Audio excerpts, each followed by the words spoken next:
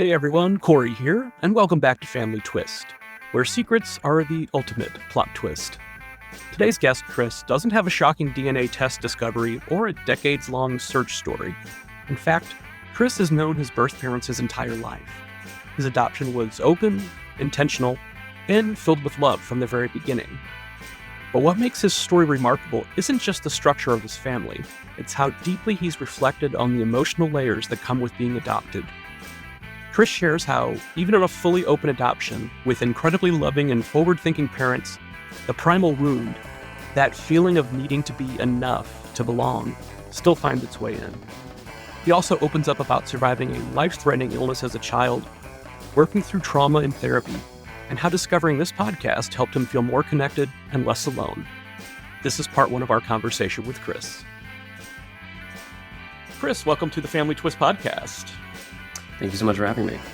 Absolutely. Kendall and I really appreciate the openness and candor of your story that you shared with us. If you could start off, kind of just share a little bit about your adoptive parents. Yeah, so my adoptive parents, they both worked in education. They're both retired now. My dad was a teacher. My mom was a guidance counselor. And when they got married in 1984. They tried having kids and they were unsuccessful. When they started to go to a fertility clinic to try and see what the problem was, they were told that they couldn't solve why there were infertility issues. My mom believes that most likely her genetics were the cause because her sister also could not have biological children. They kept trying, wasn't working, and then they tried to go through the route of an egg donor and then a surrogate mother. It was my mom's best friend who was going to carry their child, who was going to be the surrogate mother. They had to go through this whole long process of finding the donor. My dad, he taught government and econ at a high school. He taught all seniors, and while they were doing this process, he was so excited about it and so interested about it. He was telling his students all about in vitro, how it's working, surrogacy, really excited and kind of saying in a way of like, miracles can happen. You just got to, with the right technology and time and effort, it can happen. And sadly, it did not work. The surrogacy did not work. The eggs weren't able to implant. And my parents were disappointed. They hadn't really fully talked about adoption. It was just kind of, we'll see what happens. Maybe they were a little hesitant on doing adoption, not knowing what the circumstances could have been in terms of the birth parents. So my dad talked about this to his students. And I believe it was in September, October. And in January, when they came back, a student came up to him after class and was like, "Hey, you haven't talked about how the in vitro went. Did it work?" And he was like, "No, it sadly didn't work." And a couple months later, in about April, this same student who asked about if the in vitro had worked came to my dad's class crying with her friend. And the student says, "I have something to tell you. I'm pregnant." And he said, "Okay." And she said, "And I can't take care of the baby. Would you like to adopt my baby?" Crazy story. Not something that high school teachers expect to hear. No, and so my dad said he was, "Well, you should meet my wife first." Yeah. And so after my biological mother graduated high school, a couple months later, she passed the class with a D+, I think. Her and my biological father, they went to my parents' house to talk about everything, and they all hit it off, clicked, and they decided to move forward with the adoption. And my adoptive parents were part of my pregnancy. When my birth mom had the baby shower, my adoptive mom was there. She had a balloon under her shirt, like she was also pregnant. Oh. So really just incorporating my adoptive parents into the whole pregnancy process. And yeah, it's a beautiful story. The reason why my biological mom couldn't take care of me is because she was 18 and she knew that she was too young, couldn't give me the life that she would want to give her child. But also, my biological father had problems with drugs and alcohol, and she knew that he wouldn't have been able to be there as much for me. So she decided that when she found out she was pregnant, that adoption was the best option. She thought, wait a minute, I know exactly who could do this, who I would want to raise my child. She saw that giving my adoptive parents me was like a gift to them of being able to raise a child, and also a gift to me to have a stable, loving home.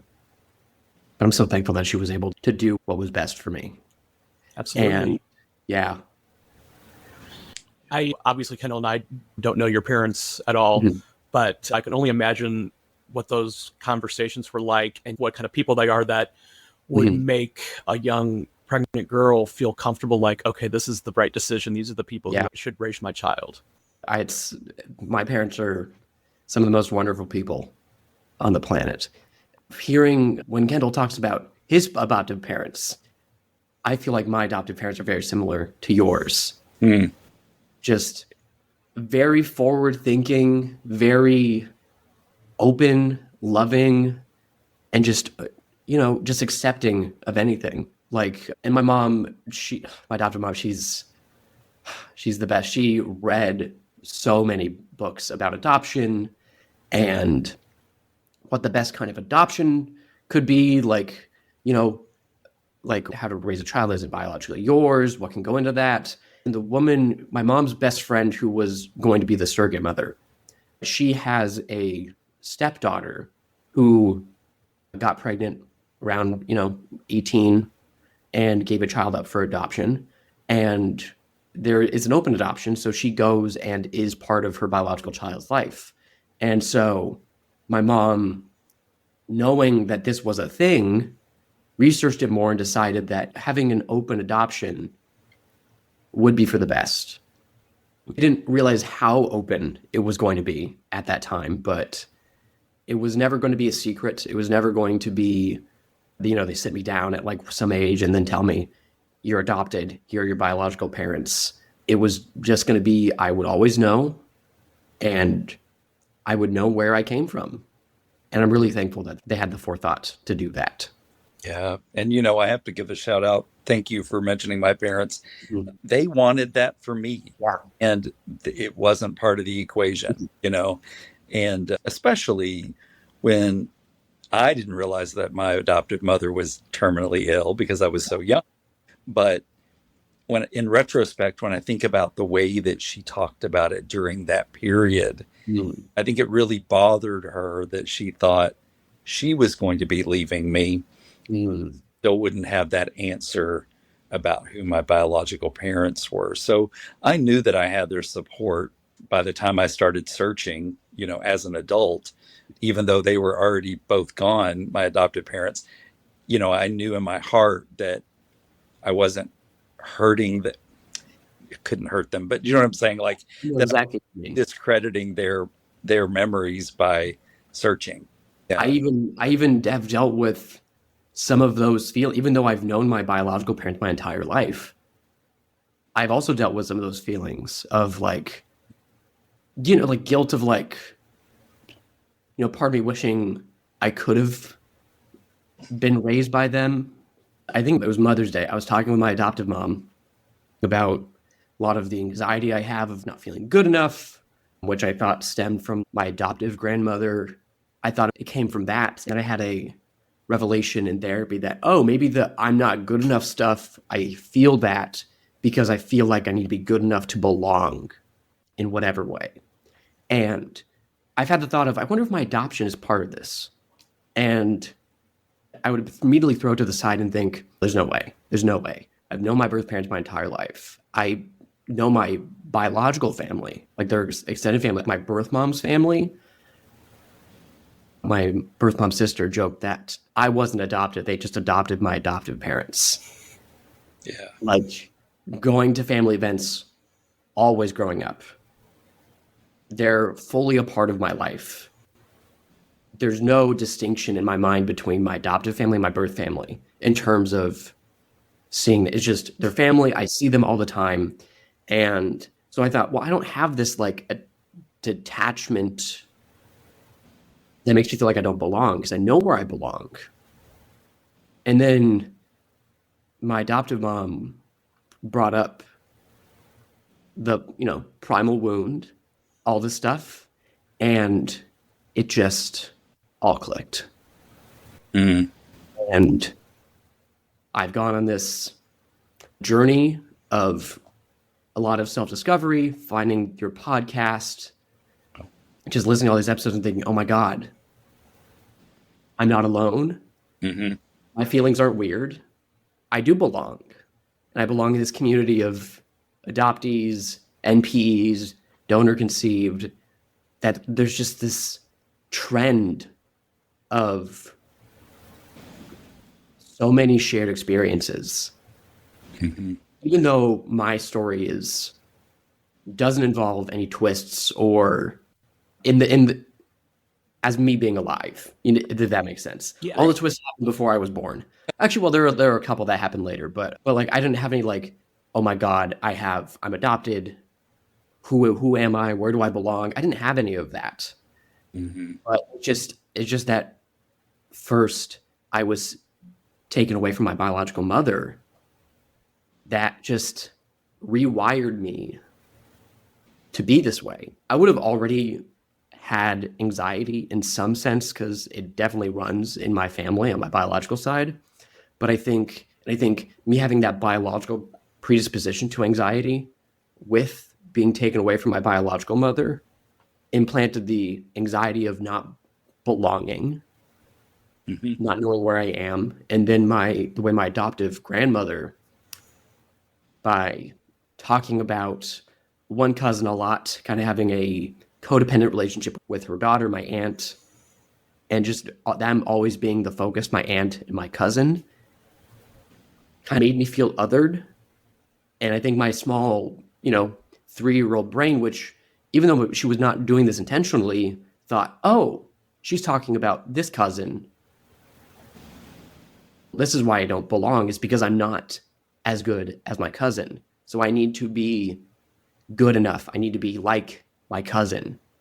And it's been years and years of unpacking that. Mm-hmm. And there have been other things that have kept me from, confronting those feelings. Like when I was 7, I contracted E. coli from unpasteurized milk, and I was hospitalized for 2 months. Wow. And had kidney failure. I was put on a ventilator. I had to be flight lifted twice. I almost died. And that event was so traumatic. It became the focus of my young mind. It ruled my life for so long.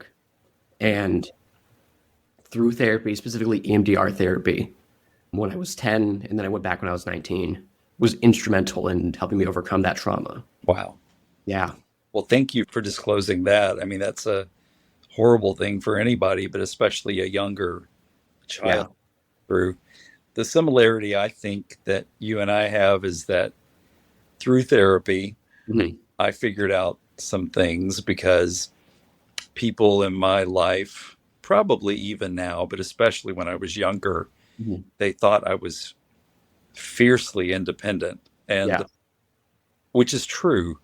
And by going to therapy and talking it through, I think I thought I had to be, and not because of feeling othered, almost, maybe you will understand this as an adoptee, feel like as a child, if my cousins were succeeding at something, I had to do at least as well as they did, if not better. Yeah. And maybe that's just my personality because I'm the least competitive person in general. Mm-hmm. But when I think about my past, the first time I got straight A's, my adoptive father and mother were very focused on education, and they were so proud of me.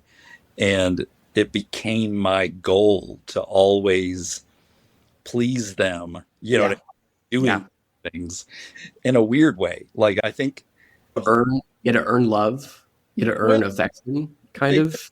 I just saw how much it brought them joy for me to succeed, So they weren't stage parents, but it felt like everything that I did, they almost overdid it with the support. Yeah, I do. It was cute, but it was also a little stressful in retrospect. Like, Yeah. holy shit, give me a minute. I'm 6. You know what I mean? Yeah. But to your point, you love your parents the way I loved mine. Mhm. They were just wonderful people that were trying to make the best of a situation, Yeah. they child, and I'm the one they got. Like I was the one they got, and they did a great job, and I'm really thankful for them. Mm-hmm. I think Yeah. that's important to talk about, that you did have this wonderful upbringing, and unusual to have such a close tie to your birth family, but Yeah. that primal wound is still very real. And I think that's something that takes a long time to realize. For you to get to that realization, you've mentioned therapy, which is great, but at such a young age, having that kind of understanding is really important, because it takes people sometimes decades, or they never reach that level. They never understand exactly why they feel the way they feel. Yeah. And it makes, in thinking back to like things that I have thought when I was a child, primal wound completely, it explains it. Like both my adopted parents have blue eyes, and I have hazel brown eyes. So I remember being like 5, 6, like staring at myself in the mirror, wondering what I would look like if I had blue eyes, wishing I had blue eyes so I could look more like them, so I could fit in. And which is such a weird, like, to think back, what a weird thought to just have. That wasn't implanted, that wasn't said or anything. It was just, it was like, what a weird thing to just like think as a child. And like, it's weird because like I look enough like my adoptive parents that if I hadn't been told I was adopted, I don't think people would have questioned it. And people haven't questioned it. They're like, "Wait, you look like you look like your mother." And I'm like, I mean, yeah, like we have the same hair colors, like both me and my adoptive parents, it just, there's enough that it kind of looks like it. It kind of looks like your biological child. But when I'm next to my birth parents, it's like, oh, like I have all my facial expressions from my birth father. I have a very similar body type to like some of my birth mom's side, and to my birth dad, like just his like lankiness I got. It's my face, everything is like, oh, it's completely, definitely you are their biological child, which I think is funny to think about, like the nature and nurture stuff as well. But, and speaking of like the eye color, I think, like when you're like in biology class, you learn about like Punnett squares and like dominant and recessive traits, and that blue eyes are a recessive trait and brown eyes are a dominant trait. So 2 blue-eyed people can't have a brown-eyed child. And I remember learning that in 7th grade and thinking, oh, that makes, yeah, that's, yeah. And my biology teacher mentioned how some student found out that they were adopted through this. And so I played a little prank on her when she was walking by, that I was like, weird, my parents have blue eyes and attached earlobes, and I have detached and brown eyes. And I just saw her go sheet white. Oh, no. Like, oh no, another one. But I told her immediately. I was like, no, I know, I'm adopted. I know. Wow. Well, you made me have a memory about my situation, because both of my adoptive parents had blue eyes, and I had blue eyes. And I remember commenting as a child when I learned about eye color, saying, oh, wasn't I lucky? You know what I mean? Like I didn't. You might have heard me say, we look like a family that was put together, because my father was like super dark black hair. He was a white man, but he was super like naturally tan. And then my mother was like alabaster skin, reddish hair. And here I was kind of in between with blonde hair. And when people would say to my parents when I was a child, we'd be in town and they'd see people they hadn't seen in years, and they'd say, this is our son. And people would undoubtedly say, oh, he looks just like you guys. And we'd all three look at each other like, no, you're crazy. And it was because I always knew, and there was shame in it. Yeah, exactly. I always, when people are like, oh, you still look so much like your parents, I always laugh, and I do the same thing of like, well, I'm adopted, so I don't. Right. But like one time I did theater in high school, and my dad came pick me up from rehearsal one time, and we were talking to my theater teacher, the director, and as we turned and we were walking away, she was like, "You two have the same walk." Mm. And I was like, that's weird. That must have been a learned behavior or something. Yeah. Right. Yep. Yeah. Yeah, exactly. Yeah, there is some research out there about how if a child is adopted younger, they tend to look a little more like they're adopted. And I don't know, because you eat the same food. You know what I mean? Like, what is it? But it is interesting to me. I love sort of research because, it's probably a mix of everything. But I do love the nature versus nurture because now that we know my biological family on both sides, I feel so much more similar to my adoptive family, Yeah. Growing, I think I have an interesting experience having known my biological family my entire life. My adoptive parents didn't realize that it was going to be as open as it was. When I was born, my adoptive parents were at the hospital. My birth dad was at the hospital.